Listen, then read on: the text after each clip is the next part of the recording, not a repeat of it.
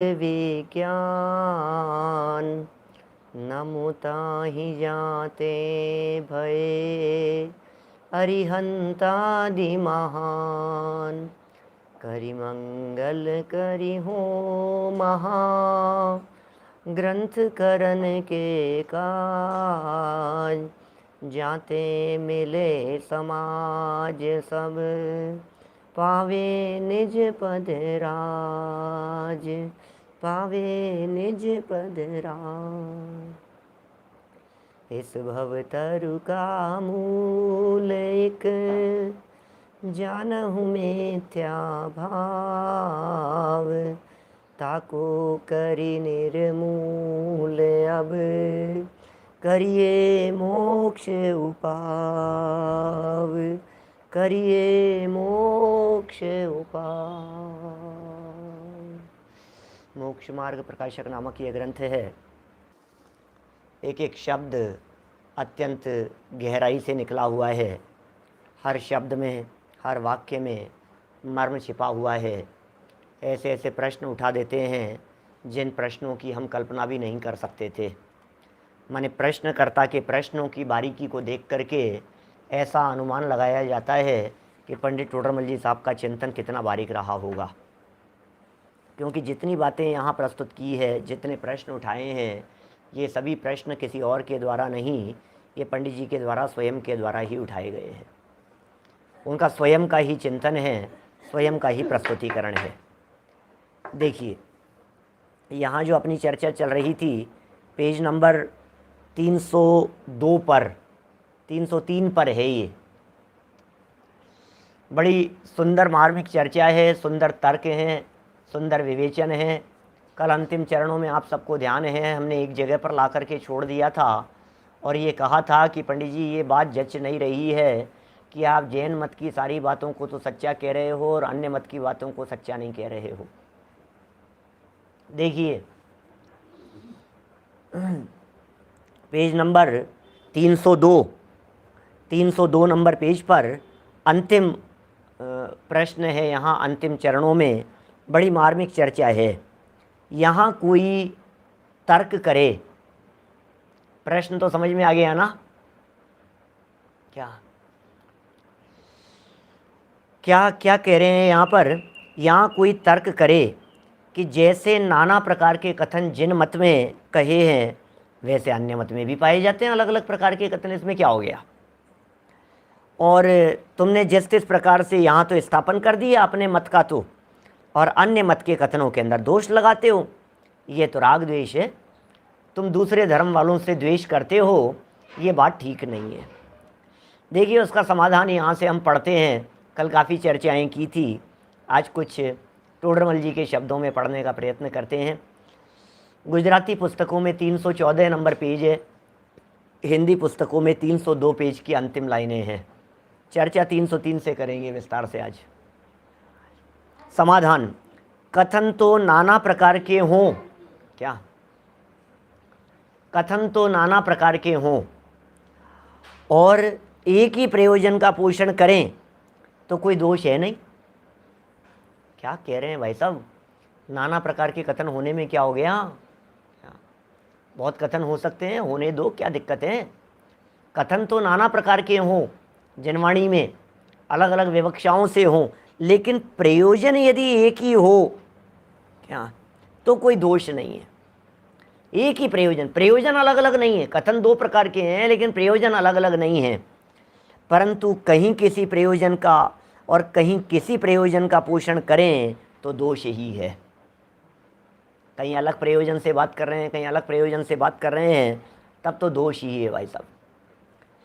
देखिए, अब जिनमत में तो एक रागादि मिटाने का प्रयोजन है, इसलिए कहीं बहुत रागादिक छुड़ाकर थोड़े रागादिक कराने के प्रयोजन का पोषण किया है, कहीं सर्व रागादिक मिटाने के प्रयोजन का पोषण किया है, परंतु रागादि बढ़ाने का प्रयोजन कहीं नहीं है, इसलिए जिनमत का सर्व कथन निर्दोष है।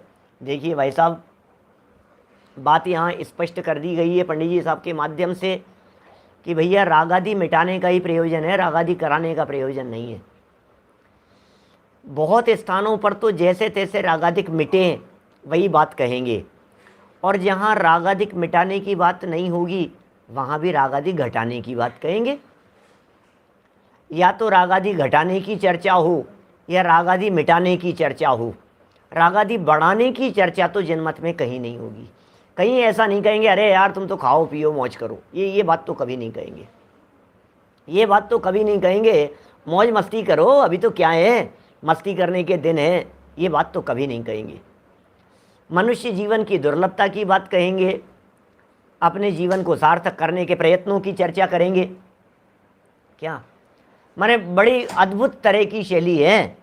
ये बात कह रहे हैं यहाँ रागादि मिटाने का प्रयोजन है एकमात्र जनमत में, दूसरा कोई प्रयोजन नहीं है।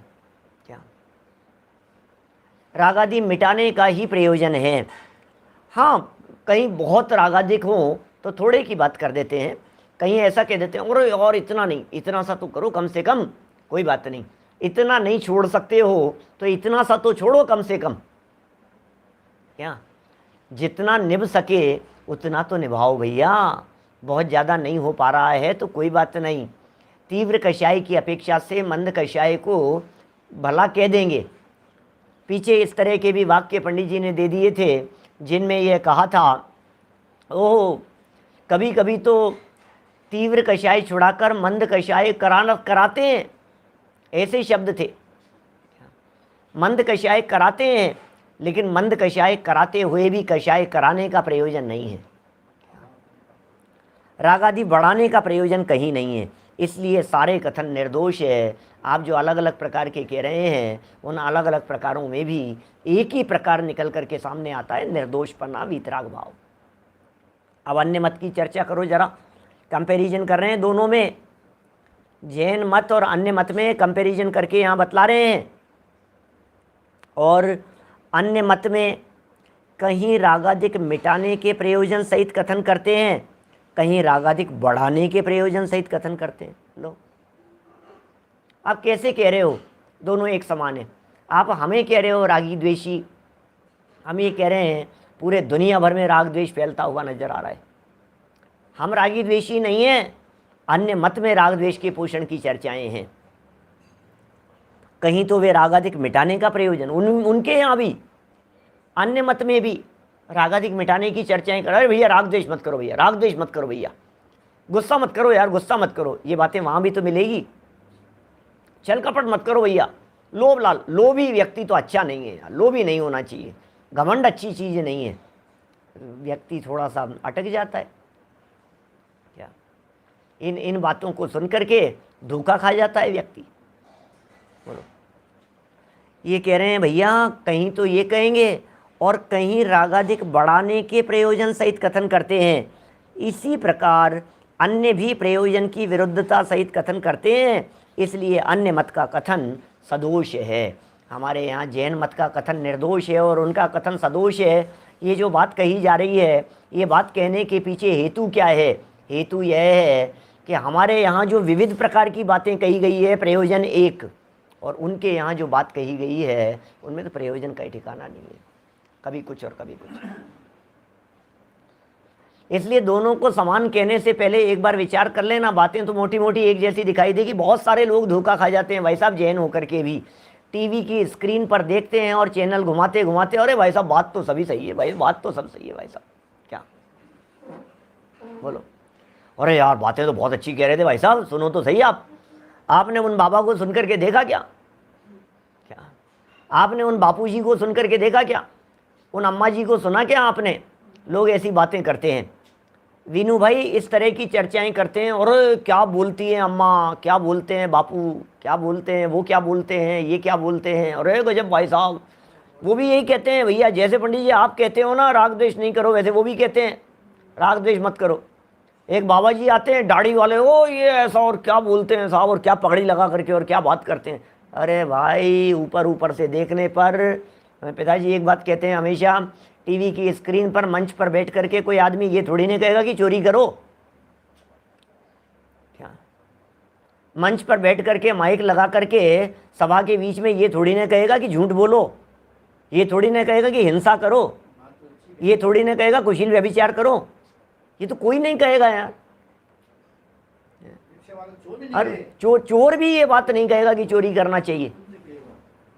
तो सुनने में तो आपको सारी बातें बराबर लगेगी, आपको लगेगा हाँ यार बात तो यार, देखो यार चोरी करने के लिए मना कर रहे हैं यार, देखो यार गुस्से के लिए इन्होंने मना किया, और ये कह रहे हैं भाई साहब कशाई नहीं होनी चाहिए, कशाई नहीं होनी चाहिए। बात तो सुनने में बड़ी अच्छी लग रही है, इसमें क्या है। लेकिन यहाँ पंडित जी क्या कह रहे हैं भाई साहब, जमीन आसमान का अंतर है, जमीन आसमान का अंतर है। सुनो, टोडरमल जी साहब ने ही पहले अध्याय में जहाँ प्रकरण प्रारंभ किया वहाँ उन्होंने इस प्रकार की बात कही कि नकली नोट भी असली नोटों के बीच में रख करके चलते हैं। सच्चे मोती और झूठे मोतियों का उदाहरण दिया टोडरमल जी साहब ने। आपको नकली नोट चलाने हो तो असली नोटों की गड्डी में रख करके चलाए जाते हैं, तब जा करके चलते हैं वो। आप नकली चलाओ, कभी ऐसा होता है क्या कि आप ये जो खेलते हैं, बिजनेस खेलते हैं बच्चे, व्यापार बिजनेस गेम जो खेलते हैं, और उसमें बहुत सारे नोट होते हैं, डॉलर होते हैं, ये होते हैं, तो कभी ऐसा होता है कि आप उनको ले जा करके मार्केट से कोई चीज़ खरीद लाओ, कौन लेगा। पंडित जी साहब ने कहा झलक नहीं मिलती है, ऊपर ऊपर से अच्छी बातें कही जाती है, मोटी मोटी बातें तो सब अच्छी कही जाती है, क्या क्या।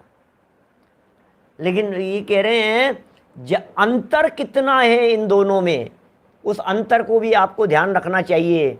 ऊपर के चेहरे पर मत जाइए, ऊपर की चिकनी चुपड़ी बातों को मत देखिए, हृदय की गहराई में छिपे हुए अभिप्राय को देख करके विचार कीजिए। क्या बड़ा सुंदर छंद जैन शतक में दिया, बहुत मार्मिक छंद दिया एक जैन शतक में, दोनों में कंपैरिजन करते हुए। इतना मार्मिक छंद है, इतना मार्मिक छंद है कि आपको अंतर के संबंध में उन्होंने क्या उपमाएं दी है, आप देखेंगे तो आप आश्चर्यचकित रह जाएंगे। कितना सा फर्क है, ज़्यादा फर्क नहीं है, ज़्यादा फर्क नहीं है, हम भी कह रहे हैं ज़्यादा फर्क नहीं है, लेकिन कितना है ज़रा वो देख लीजिए एक बार।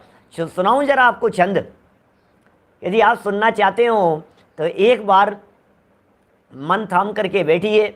बड़ा गजब का छंद है, पुरानी भाषा है, 300-400 साल पुराने शब्द हैं, और उन 300-400 साल पुराने शब्दों का जो चित्रण किया है उसे देखिए ज़रा। 16 नंबर का छंद है जैन शतक का। कैसे करी केतकी कनेरे एक कही जाए, अर्थ करूंगा भी, जितेंद्र जी साहब सुनना। कैसे करी केतकी कनेरे एक कही जाए, आक दूध गाय दूध अंतर घनेर है। क्या कैसे करी केतकी कनेरे एक कही जाए, आक दूध गाय दूध अंतर घनेर है। पीरी होत रीरी पेनस रीस करे कंचन की, कहाँ कागवानी कहाँ कोयल की टेर है। कहाँ भान भारो कहाँ अगिया बिचारो, कहाँ पूनों को उजारो, कहाँ मावस अंधेरे हैं। कितनी बातें कह दी है भाई साहब। पच्छ छोरी पारे की निहारो नेक नीके करी, जैन वैन और वैन इतनो ही फेर है। क्या कितनी कितनी बातें कह दी है। सुनना सुनना भैया, जरा जरा शब्दों की तरफ गौर फरमाइएगा, क्या कह रहे हैं, क्या बात कह रहे हैं यहाँ। गजब का छंद है, गजब की शब्दावली का प्रयोग किया है, मन रीझता है ऐसी पंक्तियों के ऊपर। कैसे करी केतकी कनेरे एक कही जाए, क्या क्या कह रहे हैं। कैसे करी केतकी कनेरे एक कही जाए, क्या क्या समझ में आया क्या। केतकी और कनेर, इन दोनों को कैसे एक कहा जाए, कैसे कहा जाए। केतकी क्या होता है, केतकी एक ऐसा वृक्ष है जो अत्यंत सुगंधित होता है। केतकी वृक्ष है, फूल लगते हैं, केतकी, केवड़ा भी कहते हैं उसे, केवड़े का फूल होता है, केवड़े का, सुगंधित। और कनेर क्या होता है, कनेर भी जो है वो केतकी जैसा ही दिखता है क्या, लेकिन वास्तव में वो जहरीला वृक्ष है। क्या सुगंध आदि गुणों से हीन है, देखने में एक जैसा दिखाई दे रहा है। कैसे कही केतकी, कैसे करी केतकी कनेरे एक कहीं जाए, केतकी का फूल और कनेर का फूल देखने में दोनों एक जैसे दिखाई दे रहे हैं, शक्ल एक जैसी दिख रही है, देखो तो कदाचित धोखा खा जाए आदमी क्या। लेकिन फिर भी क्या कह रहे हैं, एक तो ऐसा है जो अत्यंत सुगंधित है और एक ऐसा है जो जहरीला है। एक में सुगंध है और दूसरे में सुगंध का नामो निशान नहीं है। दो बातें कह दी।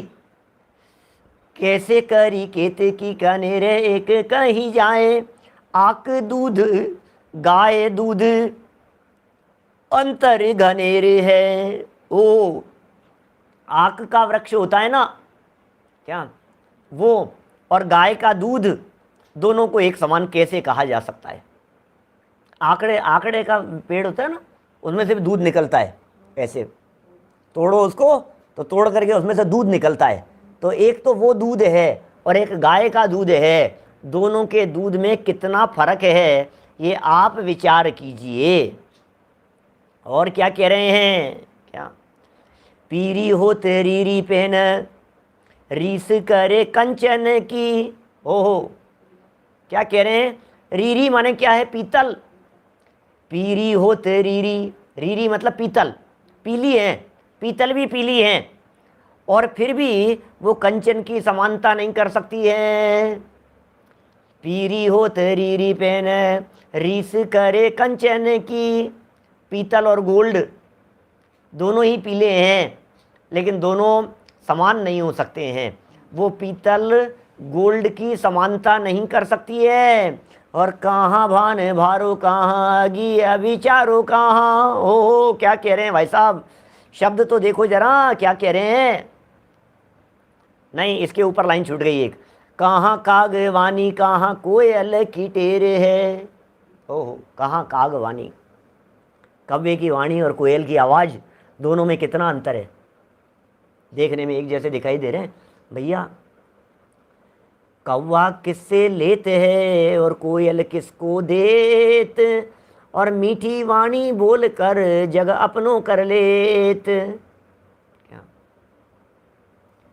कौवा और कोयल, आपको पता नहीं है कि आपके बाहर दरवाजे पर कौन बैठा हुआ है, आपके बाहर तार के ऊपर कौन बैठा हुआ है, कोयल बैठी हुई है कि कौवा बैठा हुआ है। लेकिन जैसे ही बोलने लगते हैं वैसे ही तुरंत पता लग जाता है। जब कौवा बैठा होता है तो आप पत्थर मार करके उसे भगा देते हैं, और जब कोयल बैठी हुई होती है तो आपको कितना सुंदर लगता है उसकी मधुर आवाज़ सुन करके। क्या कोयल की आवाज़, मीठी वाणी बोलकर जग अपनों कर लेते। 4 लाइनें हो गई, कितनी सुंदर लाइनें हैं। शब्दावली का कितना सुंदर शब्द विन्यास, कितना सुंदर है।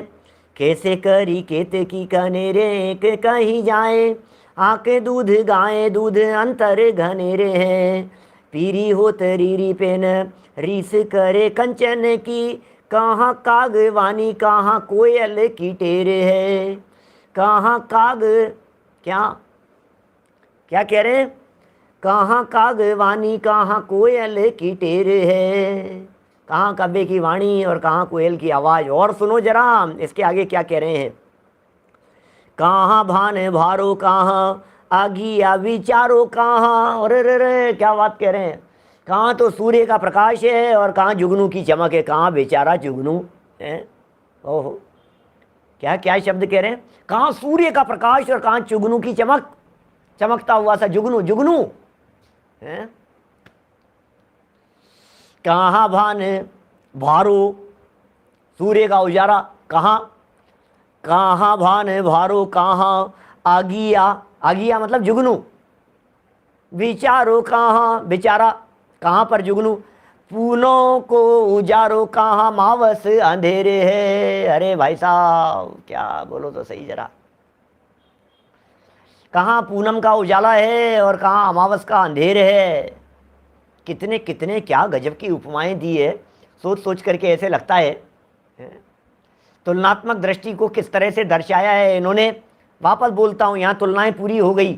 कितने शब्द दिए हैं, पहला शब्द दिया केतकी और कनेर के समान, दूसरा कहा आँख का दूध और गाय का दूध, तीसरा कहा पीतल और गोल्ड, चौथा कहा कव्वे की आवाज़ और कोयल की आवाज़, पांचवा कहाँ सूर्य का उजाला और जुगनू का प्रकाश, फिर छठा कहाँ पूनम का उजाला, पूर्णिमा और अमावस का अंधेरा। कितनी बातें हो गई, सुनाऊं यहाँ तक वापस? सुनना, गौर फरमाइएगा थोड़ा सा।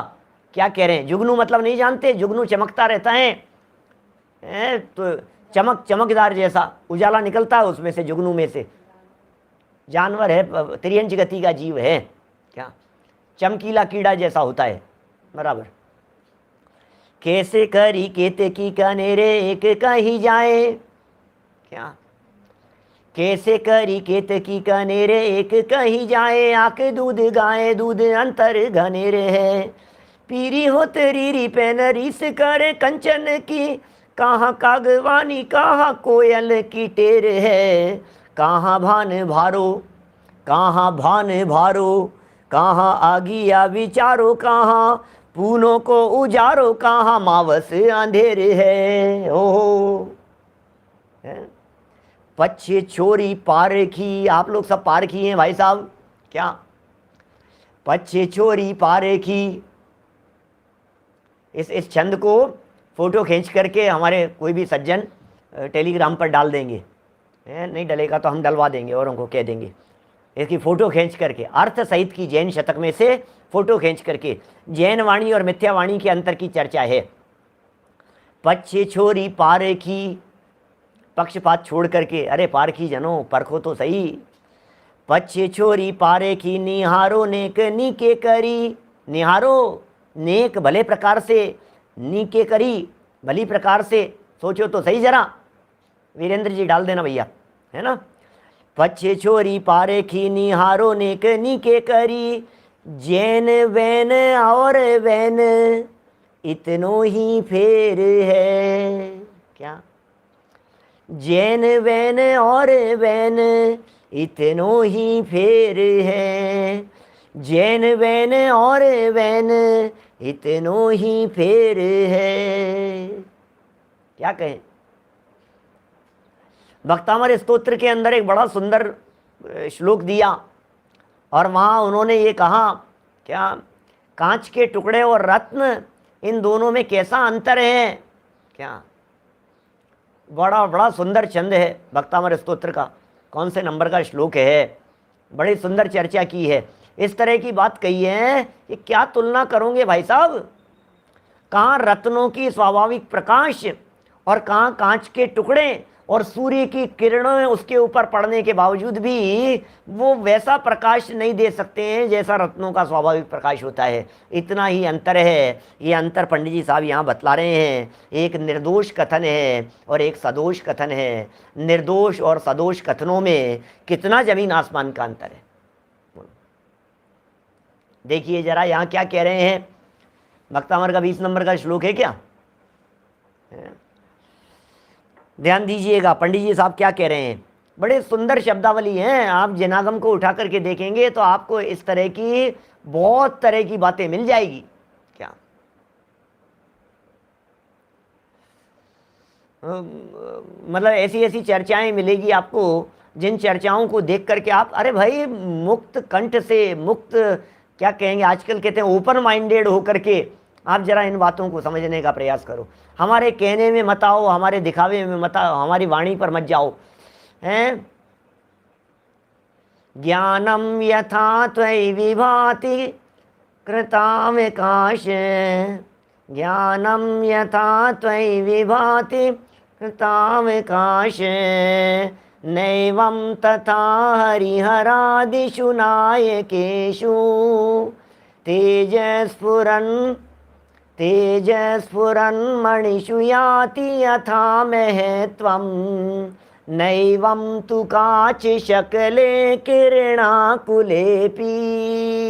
ओह तेजस्फुरन् मणिषु याति यथा महत्वं, नैवं नैवं क्या नैवं तथा, बोलो क्या कह रहे हैं भाई साहब, किरणाकुलेपी।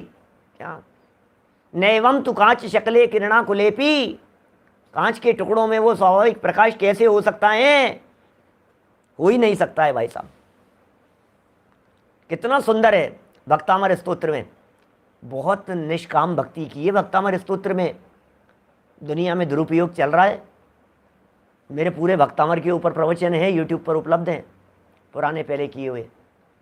और एक 15-20 मिनट का एक निष्कर्ष है, जरा वो निष्कर्ष सुनने योग्य है। सिंगापुर में लिया था, सारे समाज भक्तामर के पाठ का आयोजन था और सारे दिगंबर श्वेतांबर सब साधर्मी लोग थे। और 20 मिनट के अंदर 20-25 मिनट में मैंने भक्तामर का निचोड़ सार गर्भित एक व्याख्यान किया। 20-25 मिनट में सार बतलाया उसका, भक्तामर स्तोत्र में क्या की गई है चर्चा, क्या हो रहा है आज पूरे देश में इसके नाम पर। तेज स्फुरन् मणिषु याति यथा महत्वम् नैवं तु काचित् शकले किरणाकुलेपि। चलिए क्या कह रहे हैं भैया, लोक में भी टोडरमल जी साहब की पंक्तियां देखिए 303 नंबर पेज पर। क्या सब हैं भक्तामर, सारे प्लेलिस्ट के अंदर देखेंगे तो आपको भक्तामर स्तोत्र पर प्रवचन मिलेंगे, अलग फोल्डर बना हुआ मिलेगा। बहुत सुंदर चर्चाएं हैं। एक बार मर्म समझो तो सही, अर्थ तो समझो। शब्दार्थ किया है, एक एक शब्दों का अर्थ टोडरमल जी के मंदिर में चलाया था, तो वहां क्या कह रहे हैं, लोक में भी एक प्रयोजन का पोषण करने वाले नाना कथन कहें उसे प्रामाणिक कहा जाता है। प्रामाणिकता क्या है? प्रामाणिकता ये है कि ये जो कथन किए जा रहे हैं ये कथन एक ही प्रयोजन का पोषण करने वाले हैं, इसलिए प्रामाणिक है भाई साहब, कोई दिक्कत नहीं है। हम आपसे कह रहे हैं बुखार मिटाने के लिए कोई व्यक्ति कोई दवाई दे रहा है और कोई दूसरा व्यक्ति दूसरी दवाई दे रहा है। अलग अलग कंपनियां अलग अलग तरह की दवाइयां बनाती है। क्या अब बोलो क्या उनमें विरोध है आपस में कि नहीं नहीं इस कंपनी की नहीं, इस कंपनी की नहीं? अरे भैया प्रयोजन एक ही है। और सुनो गजब की बात तो ये है, जब आप डॉक्टर का प्रिस्क्रिप्शन लेकर के मेडिसिन सेंटर पर जाते हैं, दवाई की दुकान पर जाते हैं, तो उसको वो दवाई नहीं होने पर वो खुद ही दूसरी दवाई दे देता है कि भाई साहब यही है, लो। कोवैक्सीन लगानी है कि कोविशील्ड लगानी है? बोले कोई भी लगाओ यार, ठीक है। प्रयोजन तो एक ही है ना कि कोरोना रोकने का काम कर रही है। क्या प्रयोजन तो एक ही है। लोक में भी तो ये बात देखी जाती है, लोक में भी एक प्रयोजन का पोषण करने वाले, एक ही प्रयोजन का पोषण करने वाले नाना कथन कहे हों उसे प्रामाणिक कहा जाता है, और अन्य अन्य प्रयोजन का पोषण करने वाली बात करें तो उसे बावला कहा जाता है। पूरे दुनिया भर में ये बात प्रसिद्ध है, फेमस है, इन बातों को सब जानते हैं अपन, लेकिन बस ये अप्लाई नहीं करते हैं, विचार नहीं करते हैं इन बातों के बारे में कि ये क्या बात कही जा रही है। विचार करो तो सारी वस्तु स्थिति स्पष्ट हो जाए। देखिए अब कुछ उदाहरण देंगे, कुछ बातें समझाएंगे यहाँ पर पंडित जी। आज प्रकरण ये पूरा करने का मन है, अभ्यास क्रम की चर्चा कल करेंगे, ये पेज पूरा करेंगे आज। समय है अभी अपने पास में पर्याप्त समय, समझ में आएगी सारी बातें, कुछ कठिन नहीं है। क्या देखिए, तथा जिन मत में नाना प्रकार के कथन हैं, सुनिए भैया, जिन मत में नाना प्रकार के कथन हैं सो भिन्न भिन्न अपेक्षा सहित हैं, वहाँ दोष नहीं है। अपेक्षाएं अलग अलग प्रकार की है, उसमें क्या हो गया, अलग अलग प्रकार के कथन किए जाते हैं, होते हैं कथन इस तरह के। अन्य मत में एक ही अपेक्षा सहित अन्य अन्य कथन करते हैं, वहाँ दोष है। ओहो, जैन मत के कथन निर्दोष क्यों हैं और अन्य के कथन सदोष क्यों हैं? इसके पीछे क्या है, कारण क्या है इसके पीछे?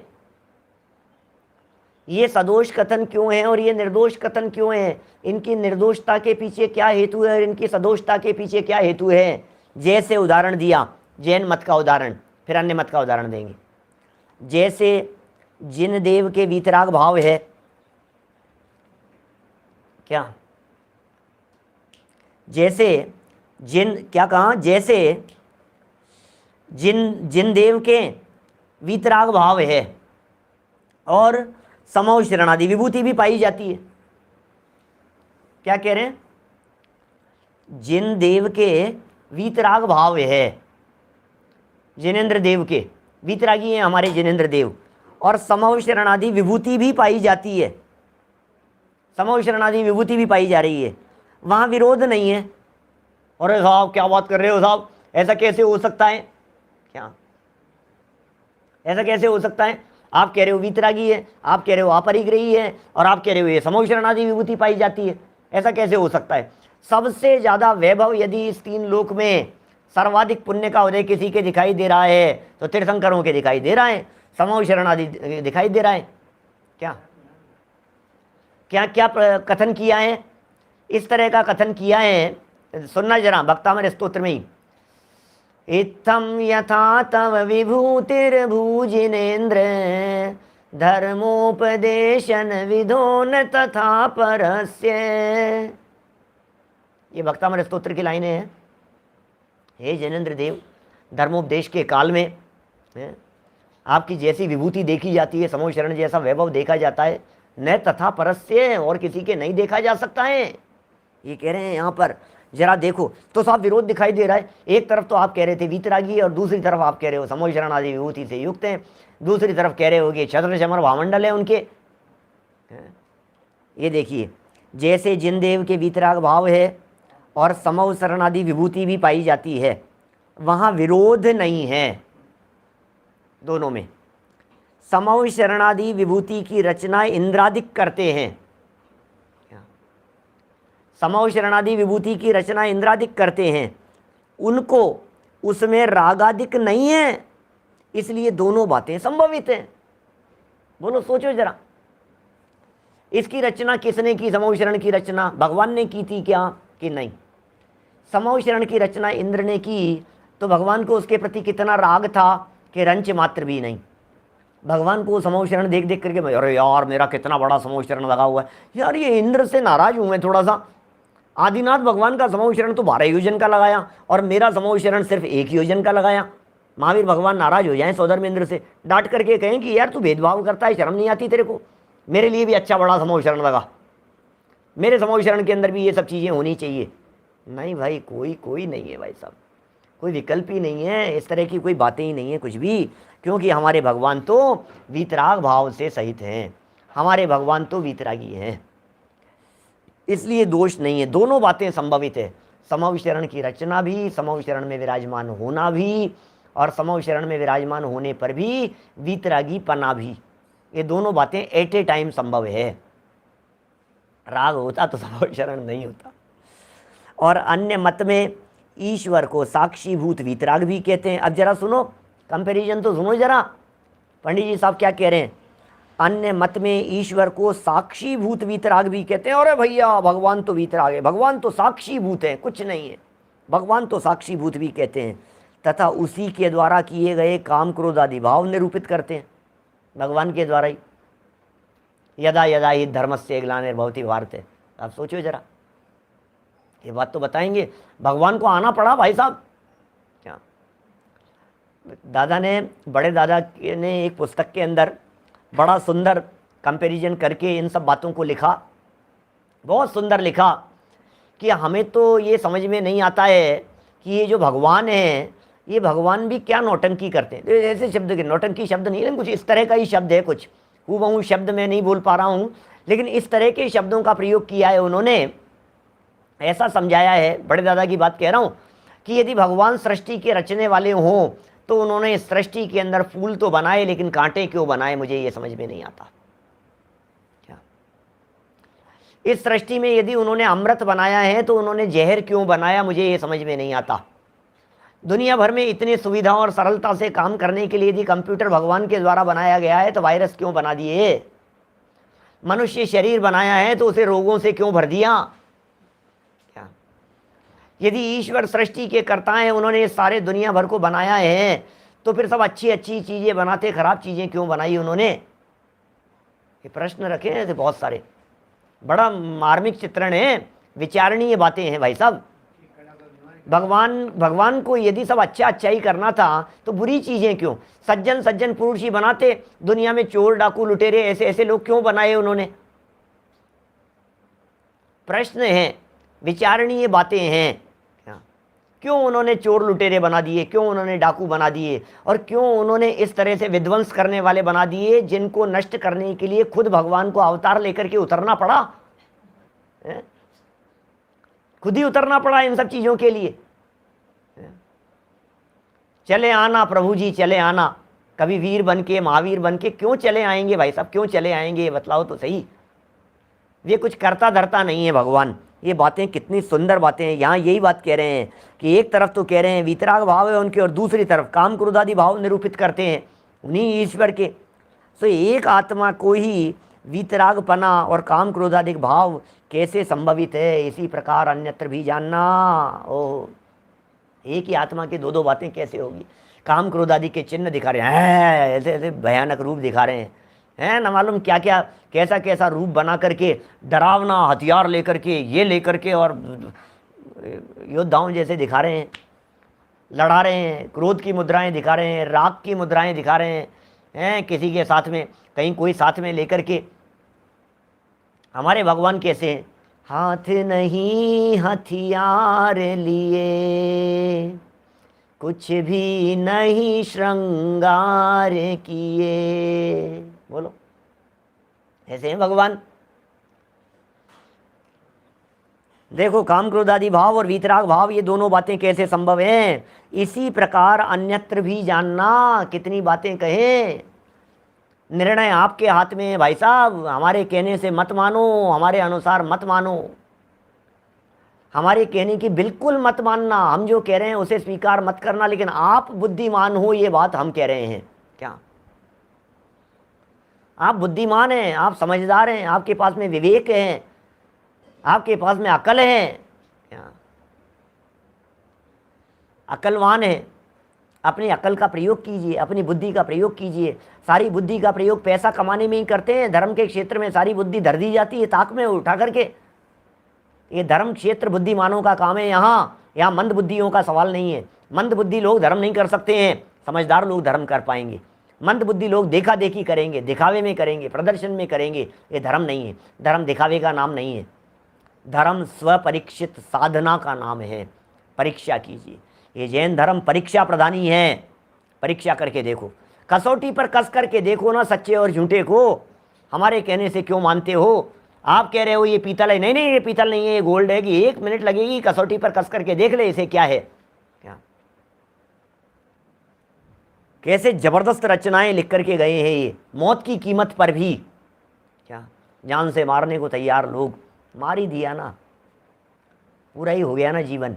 कोई बात नहीं, इतना सा कह दिया कि तुम माफ़ी मांग लो। कि किस बात की माफ़ी मांग लूँ मैंने गलत क्या किया है। सच्चाई है ये। आज मानो चाहे कल मानो, बदलेगा भाई साहब, दुनिया बदलेगी।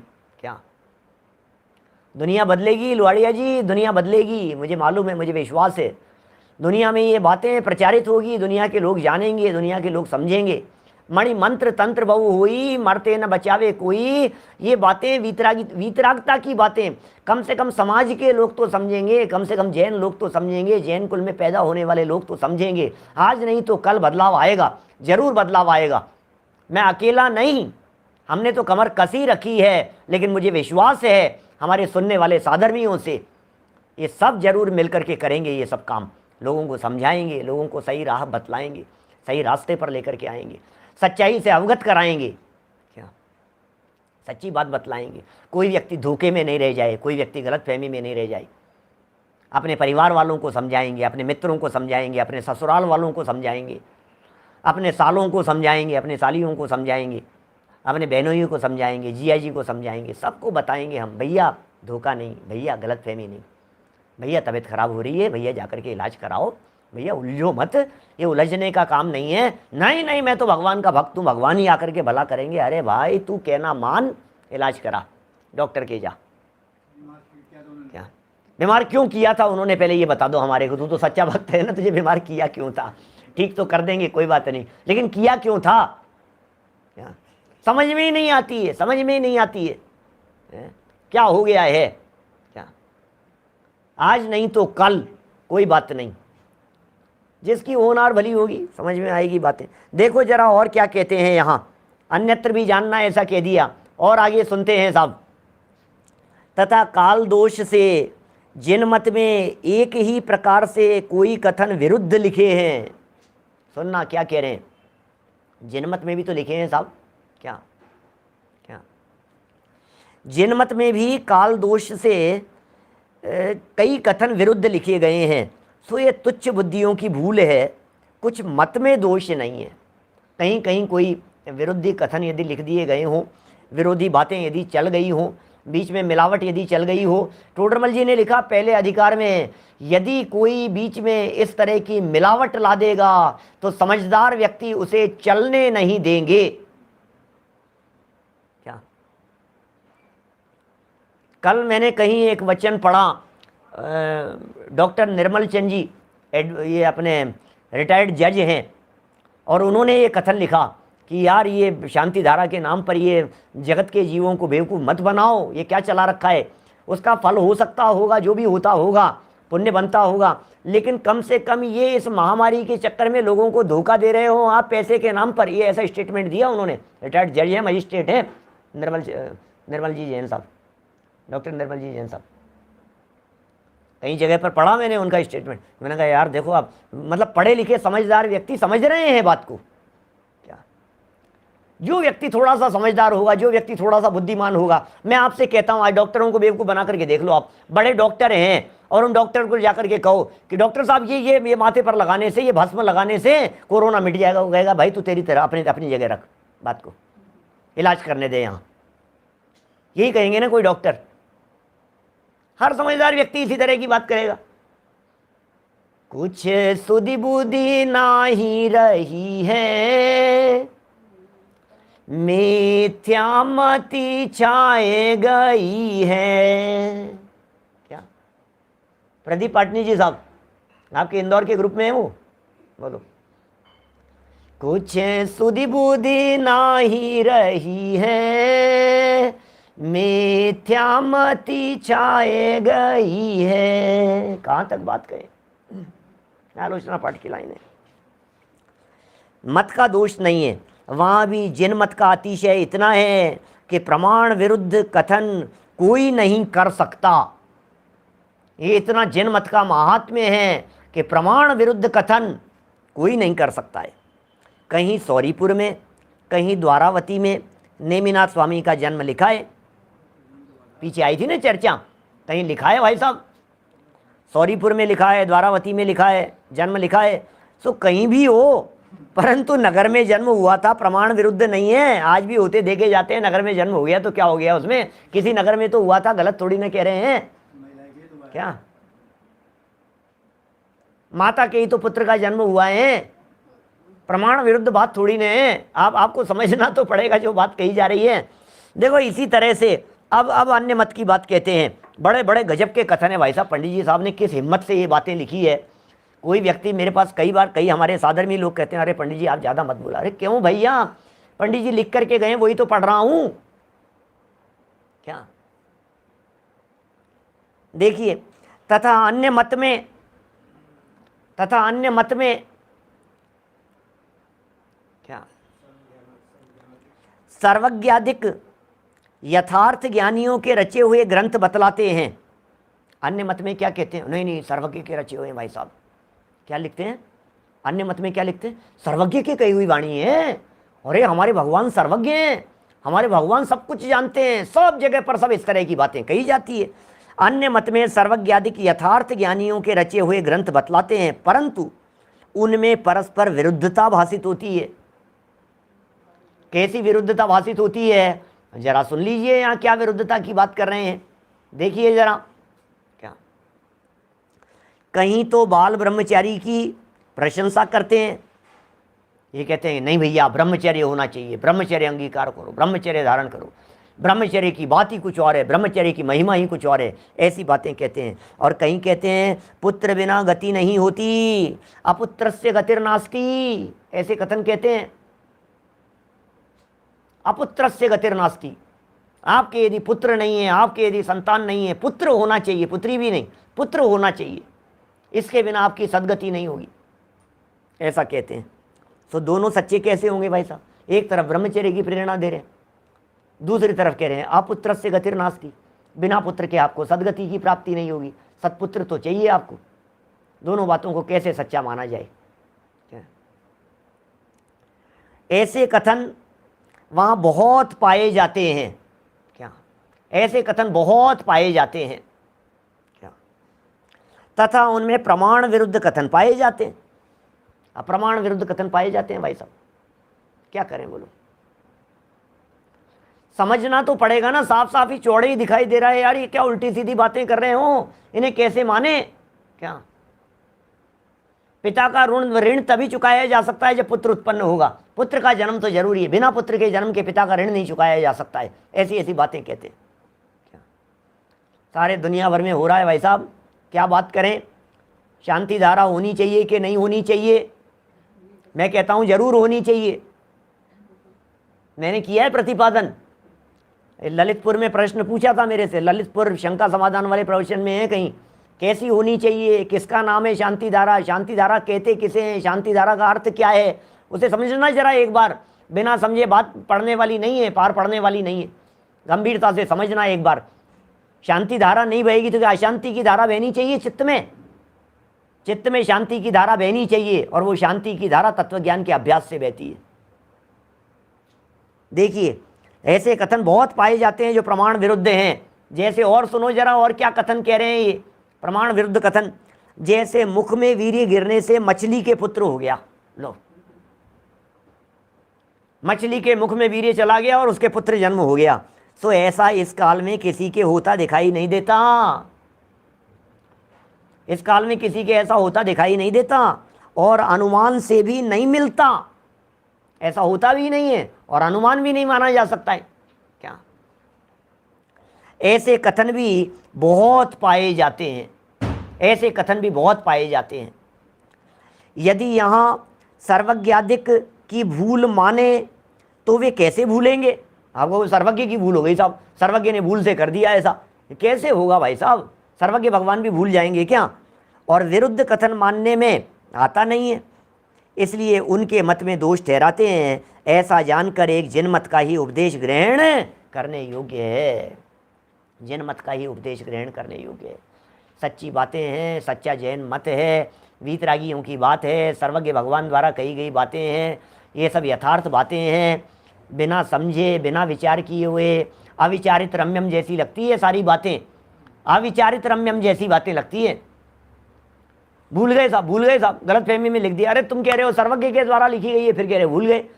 हर धर्म दर्शन वाला अपने भगवान को सर्वज्ञ कहता है, हम भी कहते हैं सर्वज्ञ, लेकिन वीतरागता के बाद में सर्वज्ञता होती है भाई साहब। क्या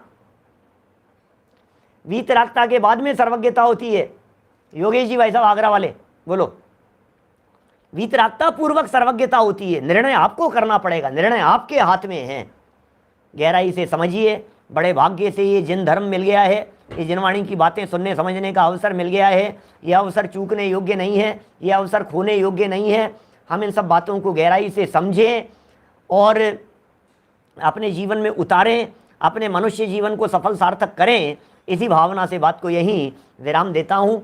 वो जो शांति धारा वाला जो प्रकरण है, कुछ सज्जन पूछ रहे थे, ये ललितपुर प्रवचन के नाम से शायद एक फोल्डर है, और उसमें जिज्ञासा समाधान वहाँ लिखा हुआ है। जिज्ञासा समाधान में इस तरह की कुछ चर्चाएं, कई तरह के प्रश्न सभा में जैसे जैसे प्रश्न पूछे गए, हमने उन सब बातों का खुलासा किया है।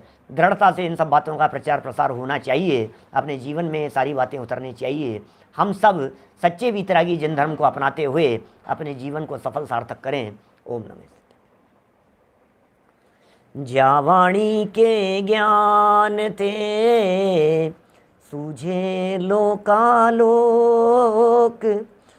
सोवाणी मस्तक नमो सदा देत हूँ ढोक, सदा देत हूँ ढोक। नौ बार नमो करणम, नमो अरिहंताणम, नमो सिद्धाणम, नमो वज्रायणम, नमो लोये सब।